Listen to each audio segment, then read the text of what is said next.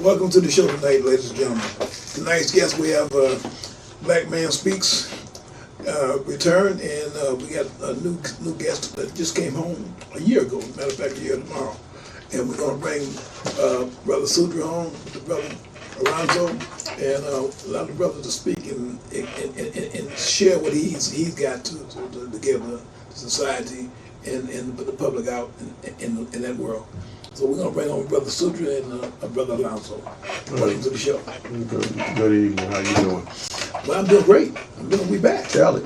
We back. We back in the state. Yeah. But I want to bring you on, and I want to talk to you and Brother Alonzo Taylor. Yes, sir. Brother been on for you tomorrow. Yes, sir. Welcome home, my brother. Welcome. Thank home. you. We more than glad to have you back. Yes, sir. Yes, back in the cut. Okay, but we got Brother Sudra. This is the director of Black Man Speaks. Yes. The brother come home with boots on the ground, and brother, I'm delighted to have you back. Thank you, man. Because you come back putting in work. Thank you. You know, by the token of time, surely a man has lost except those who exalt each other in patience, truth, and constancy. And I took that to heart. I lived it. You know, I'm a returning family member who was formerly incarcerated myself. And while being there, you learn these little things to say, how do you keep this flame ignited?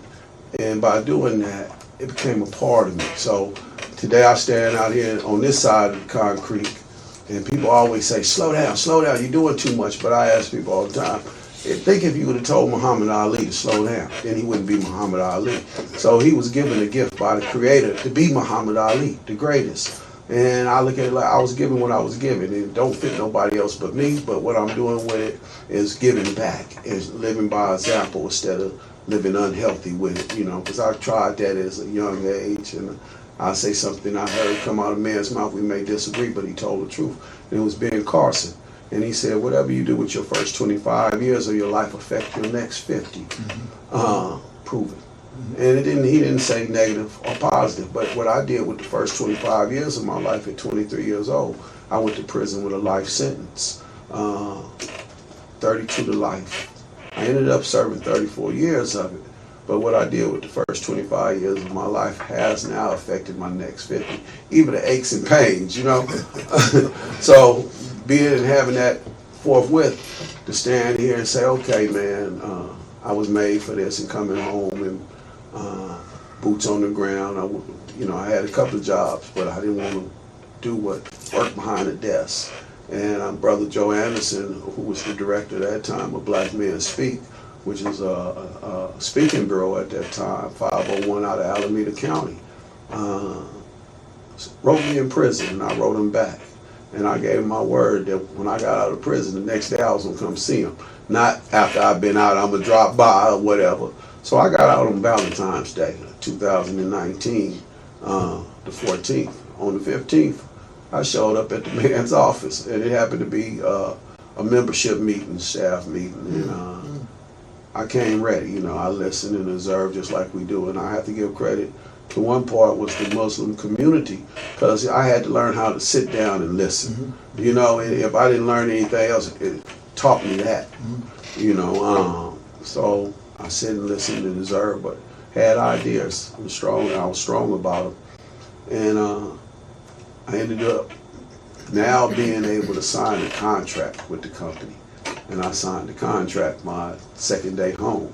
And from there, it was in the mental health field. This is what Black Men Speak is a speaking bureau. We tell our stories, and we tell our wins and our losses.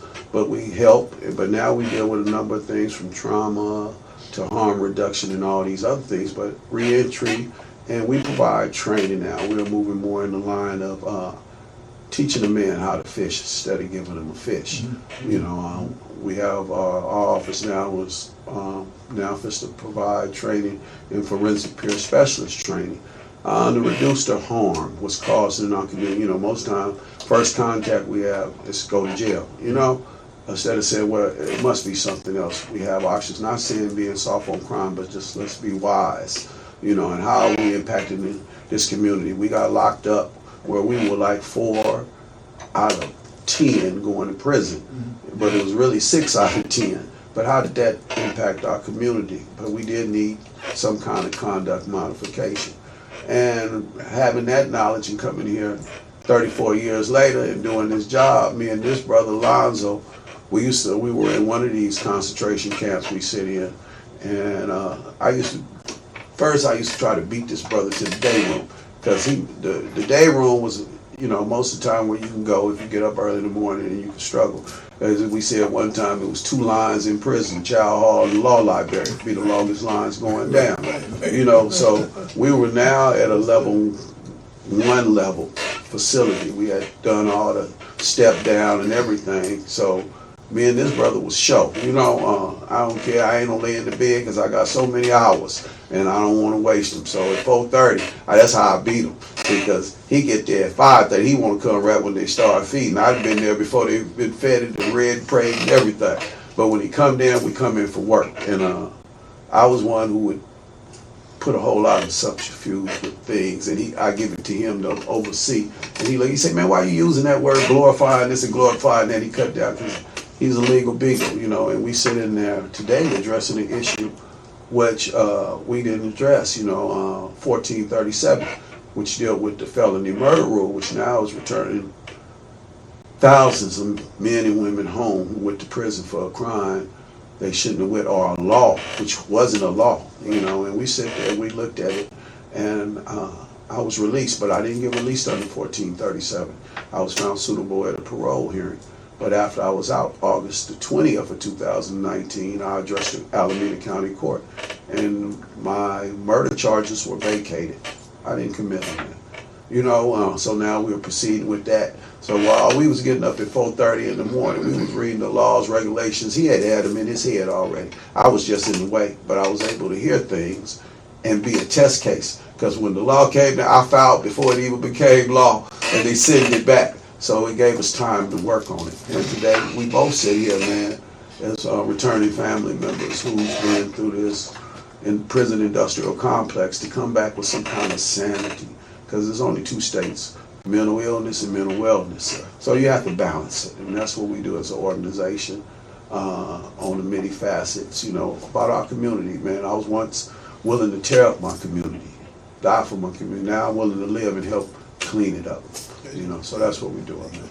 That's fantastic. That's great. That's great. You're doing great work, man. You're doing great. You like I said, you come on with boots on the ground. You move ever since, and you're not slowing down. You're picking up speed. Yes, sir. You know what I mean? So the community was given a gift when you coming back, and I commend you for it. Yeah. Thank you, brother. Now, my brother. Yes, sir. Tomorrow you be on 1 year. 1 year. After serving 41 years. 41 years inside in the belly of the beast. In the belly of the beast. In the belly of the beast. Now you home. What you doing? Well, as soon as I came home, like my brother here, I hit the ground running. I was in a sober living facility, and then on the weekends, 8 blocks away was my 95-year-old mother and my sister. And I spent the first 9 months, every weekend, Friday, Saturday, and Sunday over there taking care of Mom. Because I told my sister, for taking care of Mom for the last 6 years, let me get home and I'm going to give you a break. And at the same time, I started my business concern so that I could exercise this knowledge and continue to help people that were still locked up. Mm-hmm. I call it visionquest.mediafirm.com. And through that, I specialize in Senate Bill 1473 proceedings. And while in prison, brothers like Suja here and other brothers who had murder convictions where they were not the actual puller of the trigger or the person that wielded a knife or whatever that killed the person, I was lining them up and filing the 1170-95 petitions on their behalf. And I'm happy to say that just in this past year, as a matter of fact, in the past 90 days, on July the 26th, I'll return 2 life without the possibilities on the brother in Solano, and 2 on a gentleman that's in Ironwood, plus 12 attempted murders on him, and a 25 to life of a brother in CHCF, California Healthcare Facility. I went down 30 days ago to the resentencing hearing and had 2 murders, 25 to life vacated off of one guy, and had another guy on the 1170 D1 recall of sentencing who will be out in about the next 30 days as a result of me filing that petition on his behalf and getting CDC to recommend his release. And I have another brother that had 53 to life that'll be going to his resentencing hearing coming up in the next 45 days, and he'll be free after serving since 1998 on a 53 to life murder that he did not commit, which crime he committed to murder. And I've done that just in this year since I've been home, and that's not counting the people that I assisted in there. And what I'm pushing now is We got boots on the ground on the street. Yes, sir. We move it. and what I'm proposing now Yes, is sir. it's all these 41 years that I got up and did law every day, and I figured out the simplest way by watching what Governor Brown did in creating Proposition 57, how simple it was. So I came up with 3 provisions to fundamentally change the law that'll free thousands. And there are 3 very simple provisions. And so I'm now pushing this Sensible Government Reform and Sentencing Act of 2022, which is on page 2 of that document that you have there. And provision 1 provides that no prison sentence or term shall impose enhancements greater than double the base term, and any persons whose current sentence or term includes violation of this mandatory rule may petition the court for reconsideration, during which any victims or injured parties may appear to voice opposition, where the exercise of judicial discretion shall be controlled. And just with that one paragraph, I'll free thousands, getting that enacted. Because that was the provision that they changed in the rule of court. They got it where people are having 300 years and 3 life without the possibility. Right. Because that's unheard of. How can you with 1 life serve 3 life sentences? Right. How can you serve 2 life without the possibility of parole? You only have 1 life. That's not sensible. That's a waste of not only taxpayer time and dollars, but it doesn't make sense to go through this judicial proceeding and spend all this time over giving people time they can't serve. Right. So I'm proposing that we bring sensibleness back into government. And we put this one provision in that says that your enhancements cannot be twice the base term. And that will free thousands of prisoners right now, immediately. Yeah, right, you're right, definitely right. Yeah. So in association with my brother here at Black Man Speak, I'm going to go through this peer training, and I'm still pushing these things and getting people out. I have 30 people who are out right now as a result of 1437 that had murders, and now I'm getting them paid. And I'm filing the paperwork to get them the factual innocence designation, and by getting that designation, they get $140 a day on the Penal Code 4901 and 4904. And some of them, those that have 30 years, it ends up being $1.5 million at 30 years. In 20 years, it's $1 million that they'll get for that excess time that they served in prison. So now it's all about compensation, and everybody is talking about this 40 acres and a mule, and what do we call it? Blacks be saying that they want what? When it comes to money? Reparation. Reparation. Well, that's, you know, so that is our reparation. Yeah. And I'm out here getting these brothers their reparations for all that time that they spend in prison. That's what I'm doing. You put work in. You put work in. You come on, put work in. Yes, sir. That's great. And so I'm happy to say that the first case that where the individual was going to be paid, he did 29 years. The judge modified the sentence and gave him 4 years for a robbery, 3 years for the robbery, 1 year for the gun, for a total of 4. So he has in excess of 20-some years, $1 million and some odd dollars coming for that, and that petition is now filed in the court, and he'll be our first case, and I have 29 more behind him lined up. Put in work. Brother. Yes, sir. That's right. Yes, sir. Well, I'm gonna say welcome home again, and we need you home because we need people like you coming home and putting in work like that. Yes, A sir. lot of brothers come home from work and they free. They say, "Well, I'm free." And that's it. No, you got work to do when you get here.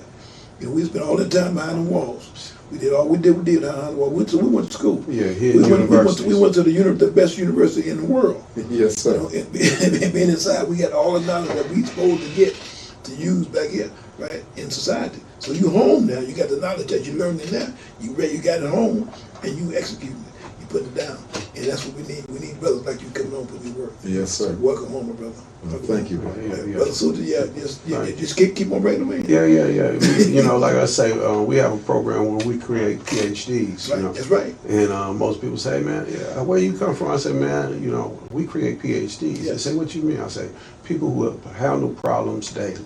That's right. You know, Daily basis. and, so that's how we get it. You know, Yeah. we done been through these hidden universities You know, I done did 10 years here, 10 years there. Right. You know, I have a PhD, you know. That's right. Now we'll go back to the other schools of learning Right. and we'll pick up their paperwork. So, Exactly. because we do work with the system and we work with the community. You know, I sit there, I couldn't vote, you know, and when I came home, I couldn't even vote in a local election, not national.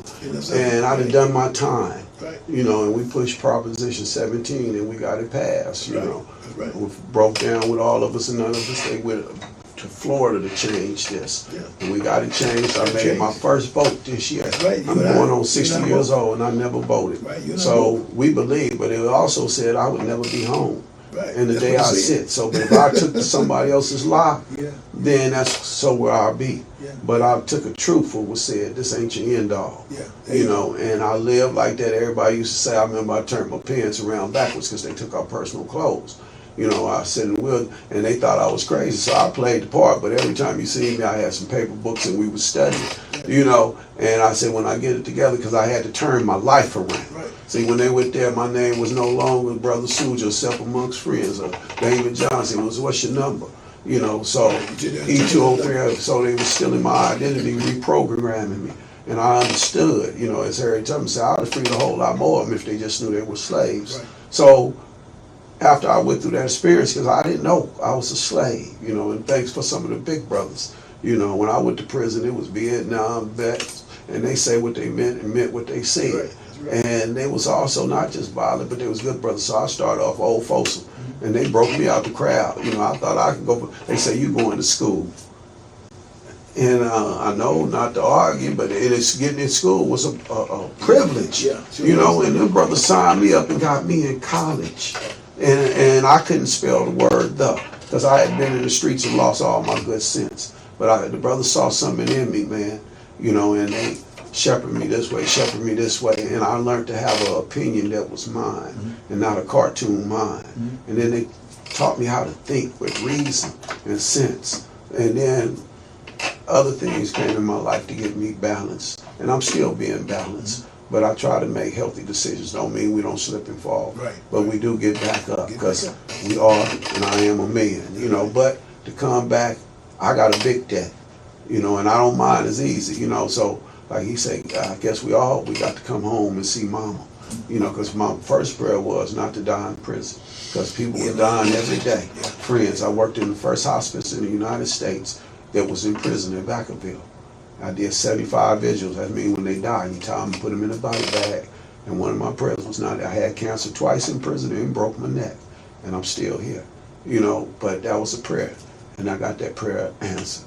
The next prayer was that my mother didn't die while I was in prison. Right. I don't know how I'm gonna ask for that prayer. That's a big prayer. I can't control my mama's faith. But my mother didn't pass while I was in prison, and I'm still blessed to have a mother, 80 years old. So I'm praying for many things. Now I'm praying for $1 billion because it costs. We live in a capitalist system, and the things I need to do, I need $1 billion. I don't know how I'm gonna get it, but I asked for it, you know. And this is what I'm striving, and I want to be taken care of. You know, I lived in a 4x4, you know, for years, you know. But now I want to enjoy some of this American way, capitalism, but in a healthy way. And I want to share what I share with others, learn from people, you know. And that's our goal, you know, and bringing brothers home. Because, you know, most of the time when you heard about brothers like us, we throw away. Never, oh, you went to prison. You know, when I was in the game and living the street, I picked up a dude who had been 17 years by San Quentin, just hitchhiking. And said, man, where you coming from? He said, man, I just got out of San Quentin doing 17 years. Scared the hell out of me. And I was a criminal. You know, but today I didn't judge him as being a man and going through the struggle. But I got that lesson early on, and now I am that man. You know, we are, you know, because I'm not human. We are, you know, and we showing a difference. We making it, you coming home and everything, they look people, family, they're looking for your failure.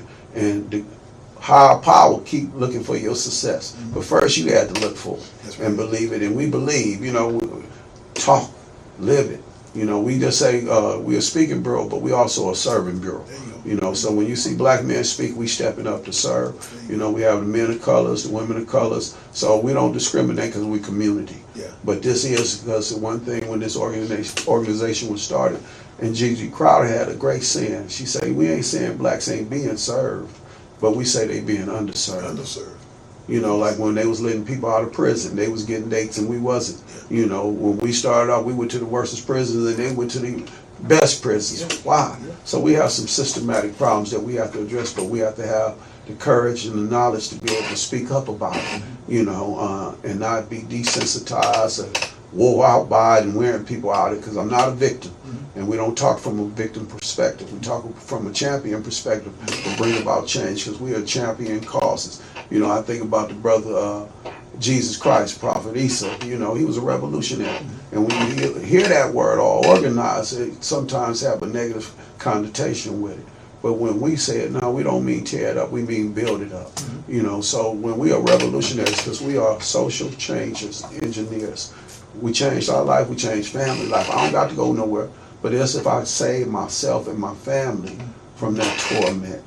I done did some social engineering. So we all got our PhDs here, man. And I'm happy to sit amongst you. You know, I brag all the time about the scholars I know, and I tell them I'm the poop butt of the group. You know? So, man, thank y'all, brothers, you know, because we got old brother Hillary Booker I went and interviewed, and he's still on one of these slave ships after 60 years. Yeah, 60 years. He's 90 years old. You know, and to meet a man like that, you know, I ain't done nothing. You know, and he's still with us. So God willing, we keep up this fight, and we'll be able to bring that brother here. If we got to, we take one of these cameras like we done before, and we go to him. We can go to him. So that's the plan. We got to make a day for that. Seen it here, we'll do it, man. You know, that's my word. So let's put it on the calendar. Yes, sir. Make a day for that. Yes, sir. And yes, sir. And him saying that, the one thing I want to add, he talked about wearing his pants backwards. Now, some people might not really think that there's truth in that, but I can tell you for more than 10 or 12 years, he wore his pants backwards. And so everybody would look and say, hey, man, you got your pants on backwards. And he said, yeah, I'm trying to turn my life around. There you go. There you go. Look, oh man, this guy crazy or something? Yeah, he made sense. But I was able to sit down and discern his level of intelligence, because he could beat me to the table every morning. I'm coming out at 5:30. He already here. Already there. Yeah, work to do. So we were dedicated to trying to make a fundamental change, not only within the system, but once we came out here. And I'm happy to say that, as I said, for the first 9 months, I took care of my 95-year-old mother, who made the age, turned 96. And on July the 28th, she departed and left me. July. And she left me with a great lesson in life. She used to tell me that some people know how to change people's minds, but when you get to where you can change people's hearts, then you can make a difference. That's right. That's right. And that's what I live by, and that's what I attempt to teach, is to change people's hearts. Because right now we live in a climate where they're closing down prisons and they're letting people out in droves because they know that they can no longer sustain it. And they're not doing this because they have great love for us as a people. They're doing it because it's economically no longer feasible to keep us and pay for us. Exactly. So we have to take advantage of this window of opportunity while they're willing to let a lot of these brothers up out of here. And that's why I came up with this sensible change in government provision for 2022. And I'm going to push that to Alexander Lee, who was pushing this thing about the 10, 20, 25 to life gun law and trying to change that. And he was saying how racist the system of justice is in California.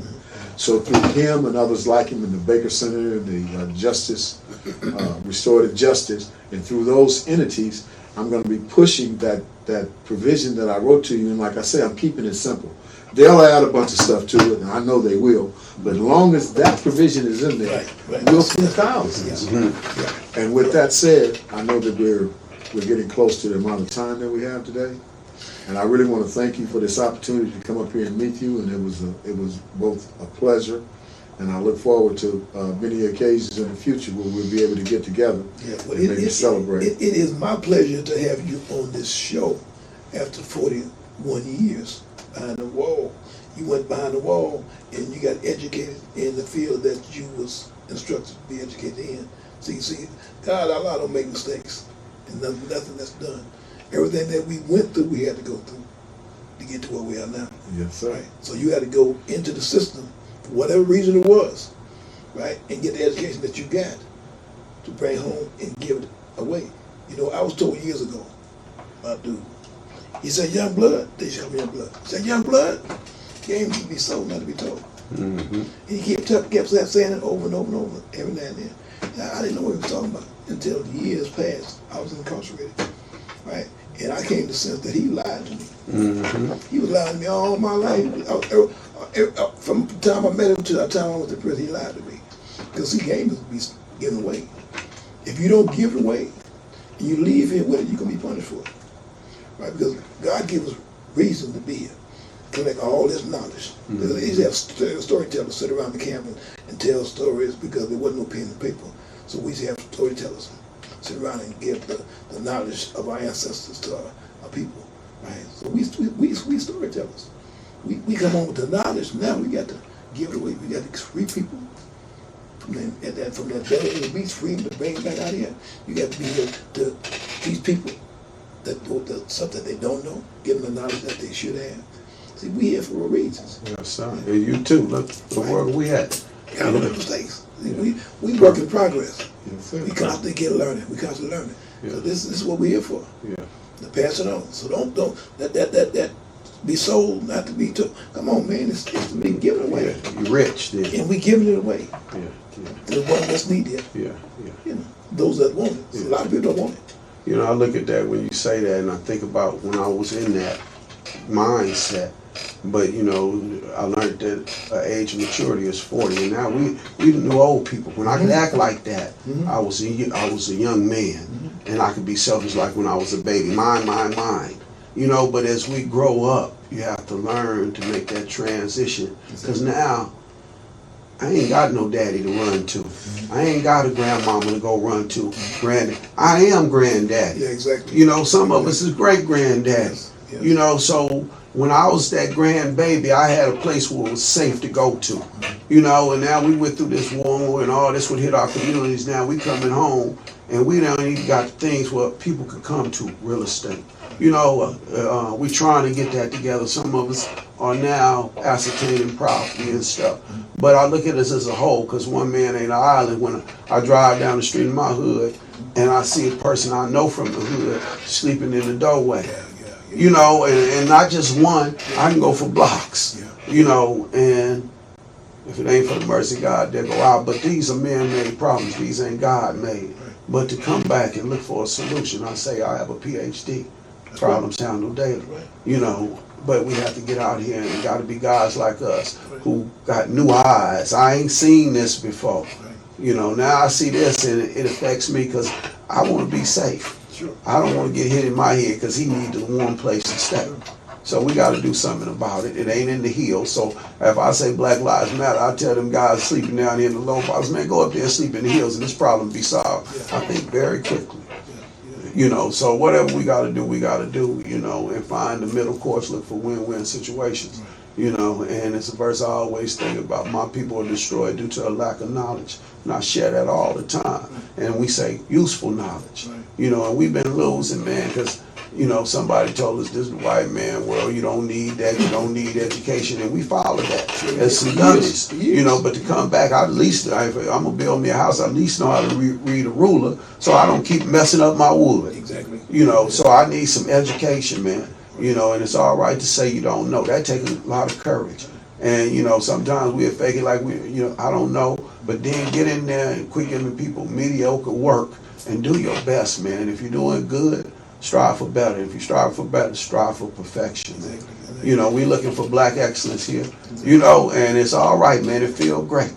You know, and if you don't have no more to give a man than just a smile, but give a brother a hand up. Hey, man, how you doing? That's right. You know, give it away, man. Even if it's just a greeting, you know, a look, a power. Keep up, man. Because we know we seen people, man, beat to the lowest of lows. You know, and we seen some of them come to some eyes to it. And we seen others rise up. You know, and I give brothers credit. All you know, y'all brothers a little older than me. I'm the younger, but I walk just like y'all. You know, but if it wasn't for guys like us, it wouldn't be no guys like it is, you know. So thank you and I thank all you brothers for being my brother. Like I say, I was up every morning, man, at 4:30, you know, to go read and pray, and then me and Alonzo sit all day. And we had an office over there, and the whole institution knowed it. You know, they come from other yards. Man, go get Susie, go get Alonzo. And then, you know, sometimes I start teaching other class. I'm teaching the class, man. You know, but we were there, man. And we got some brothers, Tucker. Well, you know, me and this brother, he never met a man who had 4 pardons. We know these stories, not that we heard them, because we would review these cases. And we got a brother, Gerald Lee Tucker, that people need to get out of prison, because he's an innocent man if he's still alive. And if you read the story, he got a hell of a story. You know, if we could tell some, but these are the brothers who want to bring forward to be able to tell these stories. You know, talk to a man who's been in prison 60 years. You know, I get to brag and say I know a million people. They say it's impossible. I went through 11 prisons. You know, prison hold over 5,000 people. So you add that up, man. But we thank you, bro. Well, brother, I want to thank you all for coming on the show tonight and being part of this audience. And I want to just leave this to the audience. Which one of your favors of your Lord will you deny? We've been giving favors all of our life. We've been turning them down. Every time God Allah gives us a favor, we turn it down because we don't know. You know, we've been told something, we hear something, but we don't know where it's coming from. But that's our sense telling us to do certain things, and we've been denying it. We're back with sense now. We got good common sense. And our thing now is, which one of your favorites, your Lord, would you deny? We don't deny none of them. We're on the ground. We're making progress. We're making changes in our communities and continue doing your work. You know, my brother, it's a pleasure meeting you. Yes, sir. And like I say, inshallah, God willing, this is the first of many. I want to bring you back on the show and let people know what you're going to be doing in the next 6 months. Bring you back and be on that 1 hour monster and show them what you're doing, because you're doing great work. You know, I just met you.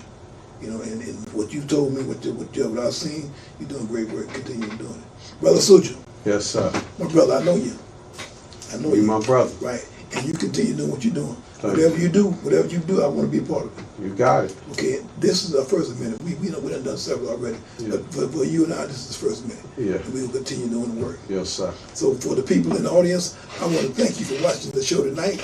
And you can go on YouTube, the Wendell Elamine James Show, and type in my name. You can get all the interviews that I've ever done. I've done over 200 interviews, all the interviews that I've ever done. And we will continue doing this. If anything that you can write or call the show to enhance our program, call and let them know. They'll relay it to me, and we'll make it happen. We'll make this show bigger and better than it was before. So we want to make this show possible and available for anybody that want to watch it. Any show that you want to watch, the Black Man Speak, we got 7 interviews, and they're saying some positive things. So tune in to the Wendell Elamine James Show every Saturday night, 7 o'clock on Channel 29, prime time. If not, you can watch it on YouTube. Thank you, and have a great night. One love. Great, man.